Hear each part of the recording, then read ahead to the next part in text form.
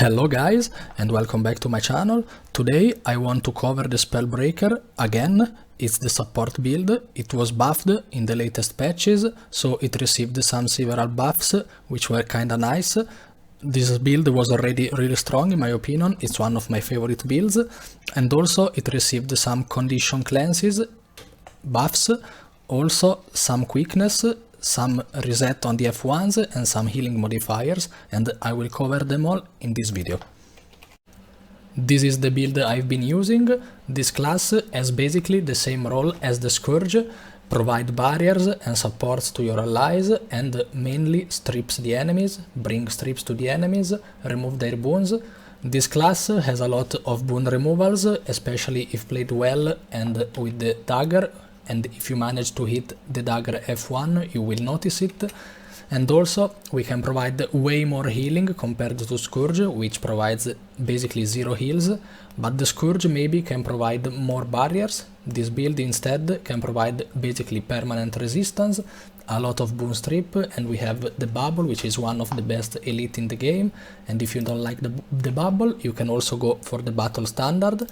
And also we have a decent amount of condi cleanses and a very high amount of any buff in the game, except maybe alacrity. We have might, we have quickness, I will get into it. On discipline we have this minor trait which is very important, adrenaline whenever we swap weapon in combat, so we can fill up the adrenaline bar and use our burst skills, which are a crucial part of our build. And then we have stalwart focus, increase your incoming healing, effectiveness and healing to other allies, so we will heal other allies by 10% more with this trait.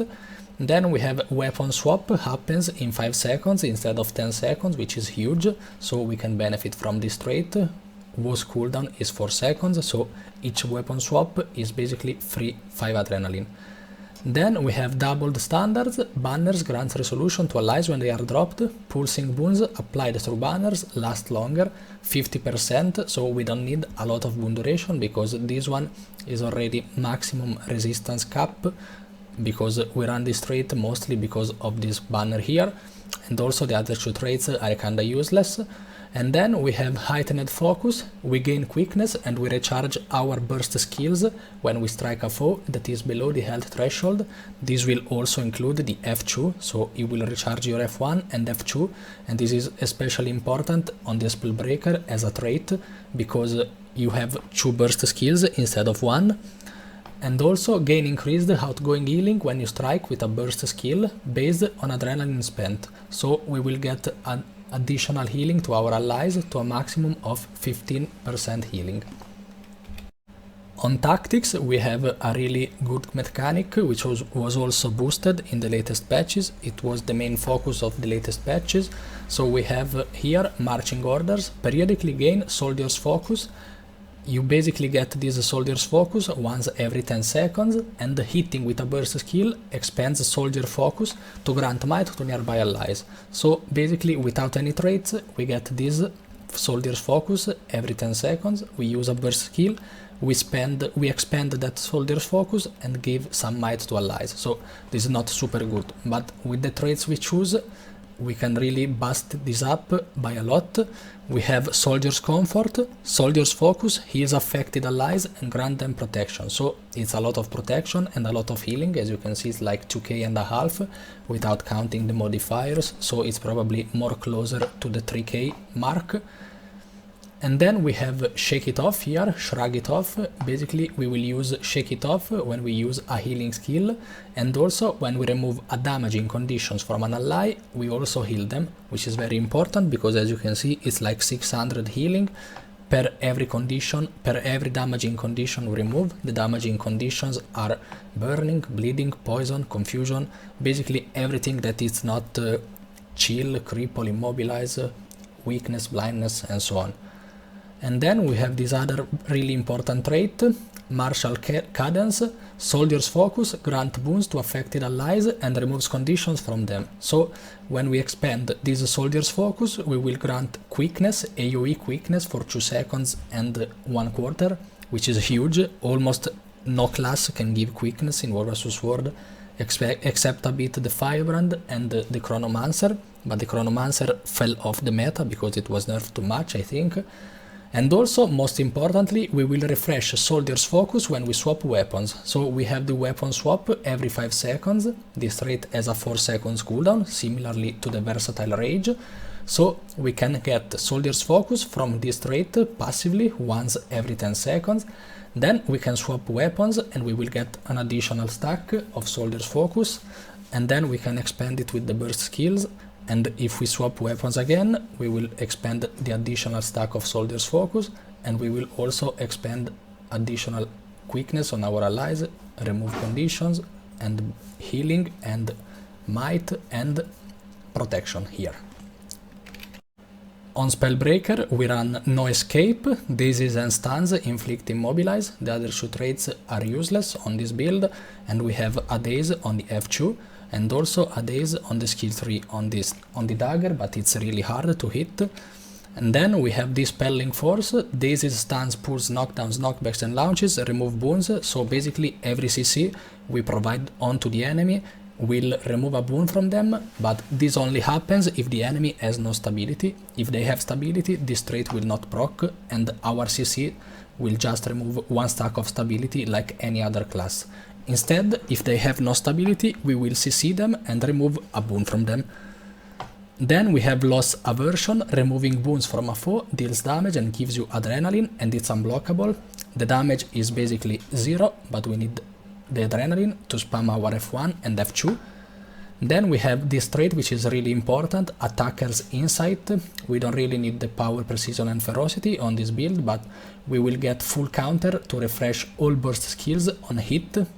So we can go F1 and then F2, and if we hit the enemies with the F2, we can hit the F1 again because it will refresh the cooldown, and also we will get a lot of adrenaline if we hit the F2.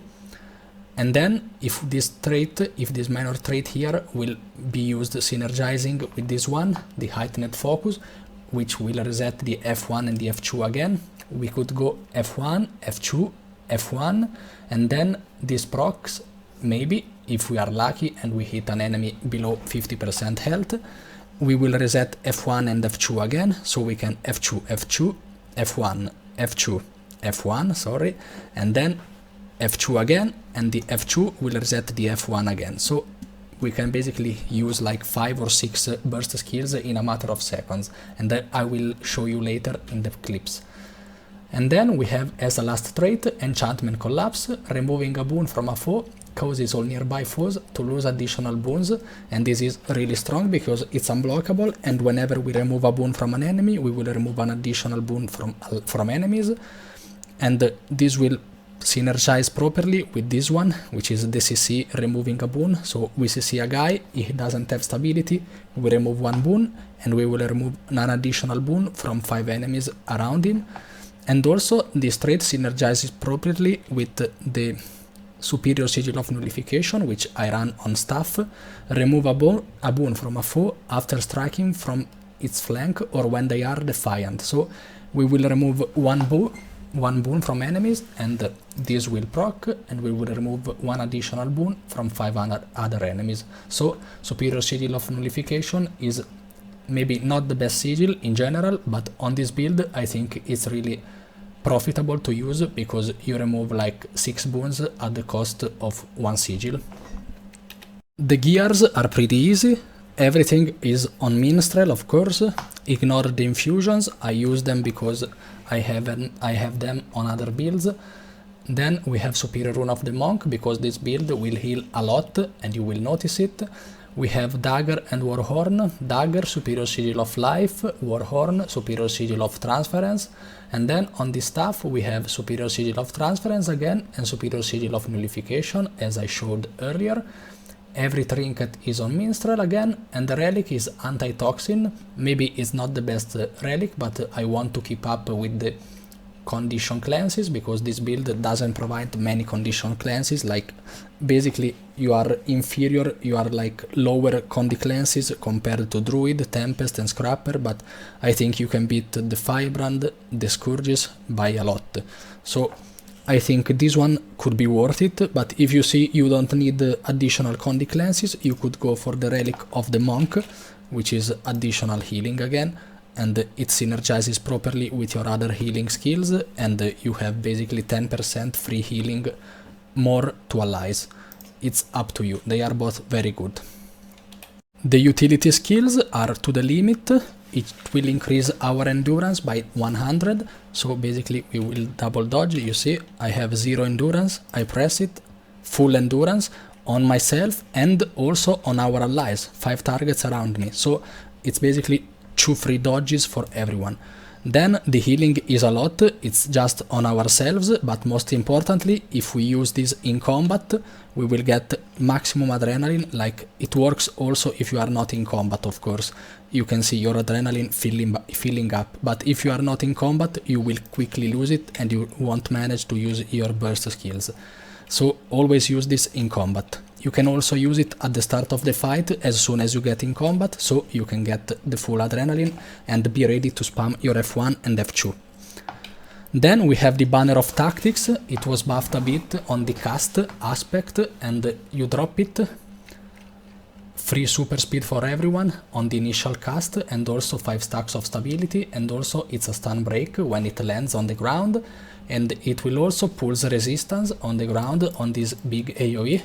You see, pulsing resistance, so even if it gets stripped, we will get it reapplied, and alone the banner can provide almost permanent resistance. You see, like 6 seconds, 3 seconds, like 2 or 3 seconds downtime of resistance, like 2 seconds. But if we have alacrity from the renegades, for example, we will get the permanent resistance only by using this skill, so it's really strong and it's a must on this build. We have super speed, stability and almost permanent resistance, and also a stun break. Also, it's a combo field light, so we press it. If we blast it, we will Condi cleanse, and we have blasts on the skill 4 and the skill 5 on the Warhorn. Then the additional utility skill, we have Shake It Off. It's a stun break for allies and also for ourselves, and it will remove 4 conditions from 5 targets, so it's huge. The cooldown is not even that big, so it's a really good tool to remove condition. But if you feel you don't need Condi cleanses, it's like the anti-toxin. If you feel you don't need it, don't use it. So instead of Shake It Off, we could go, for example, for the Banner of Defense, which is similar to the Banner of Tactics. On how it works, of course, it's a banner, but at the start we get, instead of resolution, we get 1 stack, instead of stability, we get 1 stack of ages on ourselves and on our allies, and like 5k barrier, and it will pulse regeneration, which could be good, but regeneration is spammed by every class. Like, you press any button on your keyboard and you will apply regeneration. So I don't think it's worth it too much for the regeneration. It's good for the barrier and the initial stack of ages, but still, in my opinion, it's better to go just for Shake It Off. The last utility skill is Break Enchantments. It will remove 1 boon from 5 foes around you.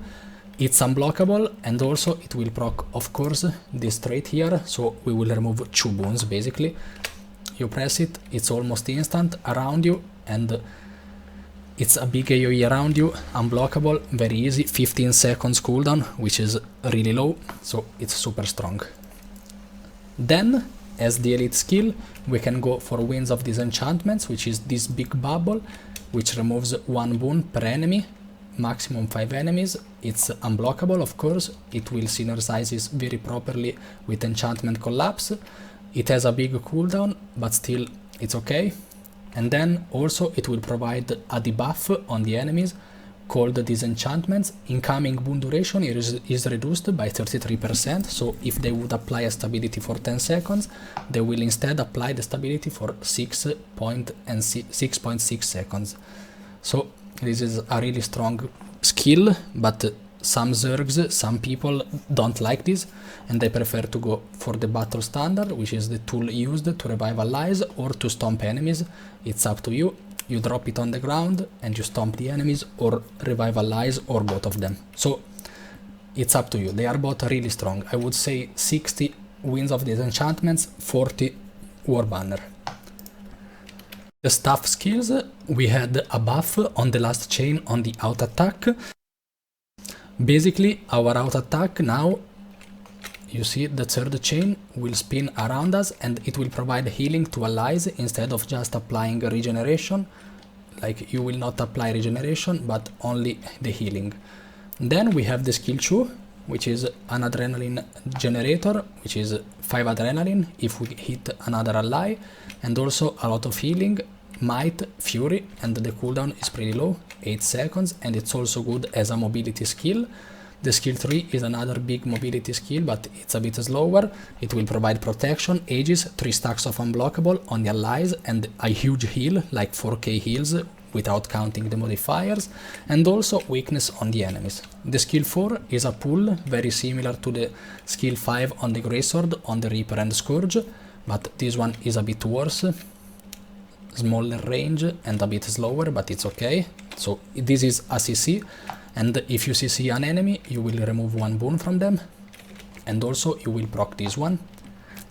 The skill 5 is a channeled block for 2 seconds, and it will provide healing if you press it again during the channel or at the end of the channel. You have some seconds to press it, and the healing will increase per block you just did with this skill. Maximum stacks is 3 stacks, and also you will get adrenaline with the second chain of this skill, and also you will get bonus adrenaline per block. So maximum you can get 11 adrenaline if you block 3 attacks, at least 3 attacks. And as you can see, the healing is really strong. It's like almost 3k without counting the blocks. But if you did 3 blocks, you can heal for like 4k and a half. So it's very big, and also it's really huge to use as a surviving tool. You see, I can block for 2 seconds inside the enemy Zerg and survive it all.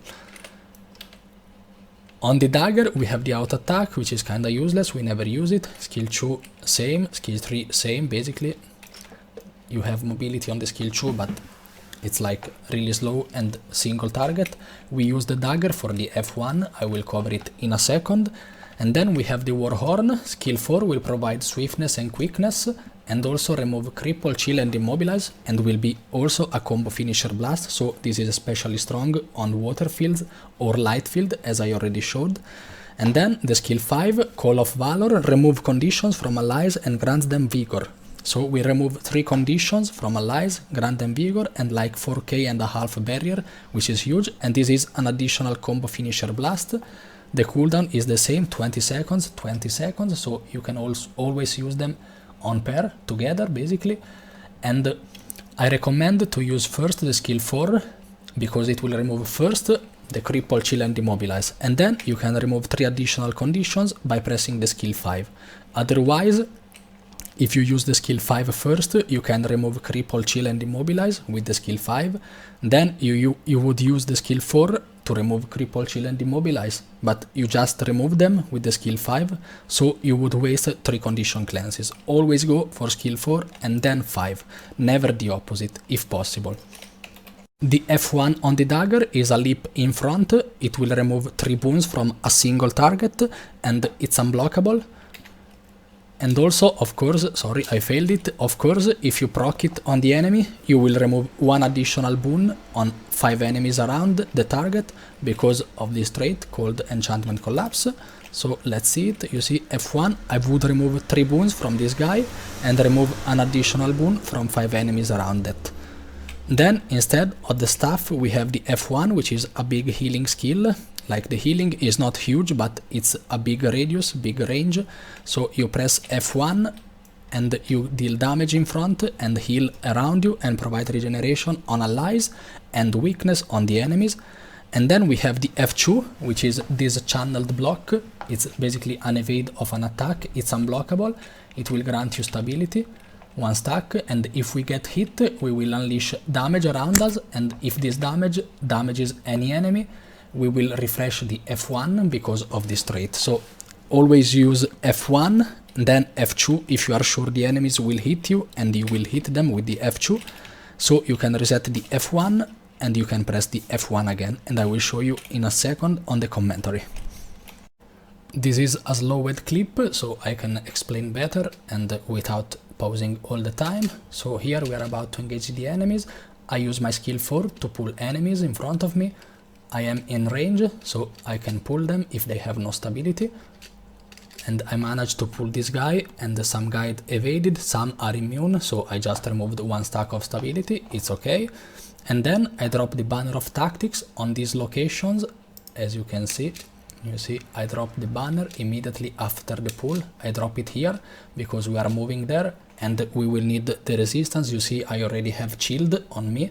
With the resistance, I can ignore the chill, and also the banner here will pulse the resistance, and we will be around this area for a while. So always drop the banner in a location you are about to go, or if you are sure to bunker up in the same location, just drop it on yourself, but otherwise drop it a bit in front so you are sure to benefit from it almost all the duration. Then I used my shake it off to remove conditions. I saw maybe I kinda wasted it, but it's okay, I guess. Then immediately F1, you see big healings around me, and then break enchantments to remove boons from enemies, and then F2, the F2 lands and my F1 gets reset. I press my F1 again, you see the damage and the healing around me. At this point I fill my adrenaline with my skill 6, and I swap to Dagger and Warhorn. Immediately on the Warhorn you see skill 5 to remove 3 conditions, and then I have the skill 4 to remove cripple, chill and immobilize if needed. I use it, you saw I remove them. Then I have nothing to do here because we are in a ranged situation and the Dagger sucks a ranged situation. So basically use your skill 5 and 4 on the Warhorn and swap back to staff. On staff we can heal even if we use our skill F1 randomly. Even if we don't hit enemies, we will heal our allies. Then F2, I kind of wasted it because I didn't hit enemies. I am without adrenaline at this point. I use my skill 5 and I get adrenaline from it. Here I managed to hit an enemy which is below 50% health, and as you can see I recharge my skill F1 and F2 because of the trait called heightened focus, I think. And then F1, here we are still ranged, okay, we are about to clash. I go pull with the skill 4. I pulled 2 guys actually, nice. They had bad stability, and then I start channeling my bubble. You see I'm still kinda far from the enemies, but I am moving onto them. I have stability here, I have resistance, they cannot stop me unless I get like super stripped on my boons. So I walk into them, the bubble takes a lot to channel, like more than a second, so you see bubble here. And then the enemies are fucked because they are inside my bubble and they were already losing the fight, of course. And then F2, resetting my F1, F1 again for the heals, skill 3, skill 2 for the heals, ages, protection. And remember that every F1 I cast is basically expending 1 stack of soldier focus per weapon swap, so you will remove 1 condition, provide healing, might, conditions removal, or maybe I say that already, and we will provide quickness and a lot of healing. So the F1 with expanded soldier focus is huge, both on the Dagger and on the staff. If you don't like the Dagger on this build, you could go for the sword, which has a more hittable F1, like it's way easier to hit the F1 on the sword instead of the Dagger, so you can maybe expand the soldier's focus better, but the Dagger has the maximum bone strips possible. You see skill 5 on the Warhorn, and then I cast my F1 to remove some boons from them and expand my soldier's focus stack. Skill 4 from the Warhorn, at this point I should swap to staff, sorry. Break enchantments, F1, and then I should use F2, you see F1 reset again, skill 2, F1, I have the pull almost up, I should use it, okay, there is no enemy to pull, and at this point the fight is over.